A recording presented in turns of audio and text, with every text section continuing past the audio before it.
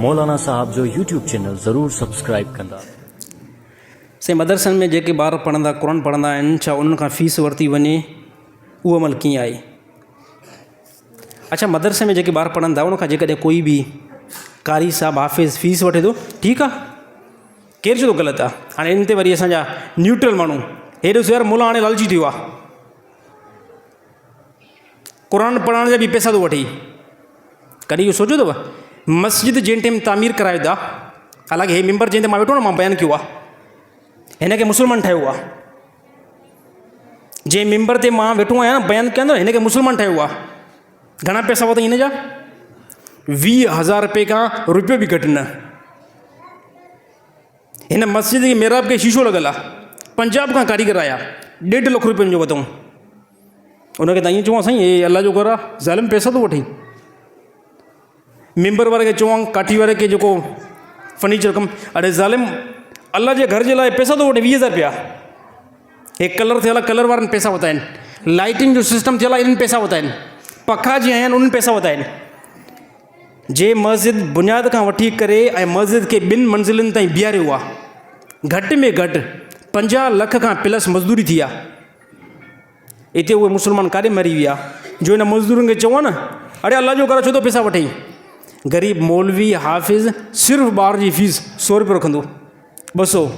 सोचे छा चवंदा यार, मुला लालची थियो हाणे सफ़ा, क़ुर जा बि जेको आहे पैसा थो वठे, मुला लालची थियो। अगरि मौलवी साहब ॾिसो, हाणे क़ुर जी तालीम खे मुस्लमान एतिरो 0-0 सम्झे थो। मुंहिंजो पंहिंजो पुटु पढ़ंदो आहे स्कूल में, नंढो 5 साल 6 साल हुनजी उमिरि आहे, मोहम्मद, 1000 रुपया फ़ीस हुनजी भरींदो आहियां। हे सफ़ा हल्के स्कूल में 1000 रुपया फ़ीस। शहदाद कोट में नंढा ॿार 5 साल जा वञनि, 3000 रुपया फ़ीस आहे, 4000 रुपया फ़ीस आहे, 5000 रुपया फ़ीस आहे हिकिड़े ॿार जी, 6000 रुपया फ़ीस आहे, 7000 असांजे दोस्तनि ॾाढो ॾींदा आहिनि असांजी, 7000 रुपया फ़ीस। कराची में कंहिं साथी मूंखे ॿुधायो, चए हाणे उते मां पंहिंजे पुट जी एडमिशन कराई आहे, फ़ीस घणी आहे? 8 साल जो पुटु आहे, 8 साल जो पुटु अथसि, फ़ीस चए हिकिड़े ॿार जी 8 साल जी उमिरि आहे, फ़ीस 31,000 रुपया हिकिड़े महीने जी, साल जी न, हिकिड़े महीने जी घणी? 31,000 रुपया। दुनिया जी तालीम हासिलु करण जे लाइ स्कूल में जॾहिं 3-3 मुस्लमान भरींदो आहे, इन टाइम त बिल्कुलु न चवंदो आहे साईं नंढे ॿार खे पढ़ंदो पैसा थो वठे। पोइ हुन ख़बर आहे न त चङी तरह हुन जेको आहे दॿ मिलंदी। बाक़ी ग़रीब बेशुमार ग़रीब को हाफ़िज़, साईं मां वठंदो न आहियां, पहिरीं ॻाल्हि मां न आहियां पढ़ाईंदो, मुंहिंजो कमु सिर्फ़ु नमाज़ पढ़णु आहे, बयानु करणु आहे। बाक़ी असांजे मस्जिद में ॿियो को हाफ़िज़ रखियलु आहे, उहो पढ़ाईंदो आहे। मतिलबु तव्हां चयो त साईं खे अलाए 100 जी ज़्यादा ज़रूरत पई आहे, 100 इहो साईं रखे छॾियो, अल्हम्दुलिल्लाह मां वठंदो ई न आहियां पहिरीं ॻाल्हि। पर ॻाल्हि इहा करणु चाहियां थो, क़ुर हकीम जा जेके अगरि 100 या 200 फ़ीस, इन में त टेंशन न करणु खपे। तव्हां चओ साईं मुंहिंजे पुट खे बहितरीनु क़ुर पढ़ा, मां 1000 रुपया फ़ीस ॾींदोमांइ। जेकी रक़म ॿार खे क़ुर पढ़ण ते लॻी, त इहा रक़म सजाई आहे, इन में कंहिं क़िस्म जो कोई बि नुक़सानु न आहे। जेकी ॿार खे दीन जे एतबार सां लॻायो। वरी पोइ चयो साईं मौलवी जेको लालची थियो आहे।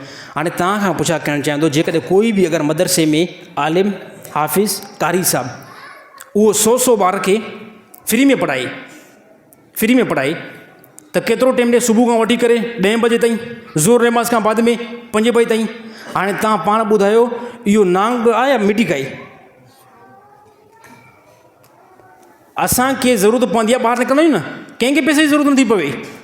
दोस्तनि सां निकितासीं, 3-400 चांहि ते लॻी वेंदा।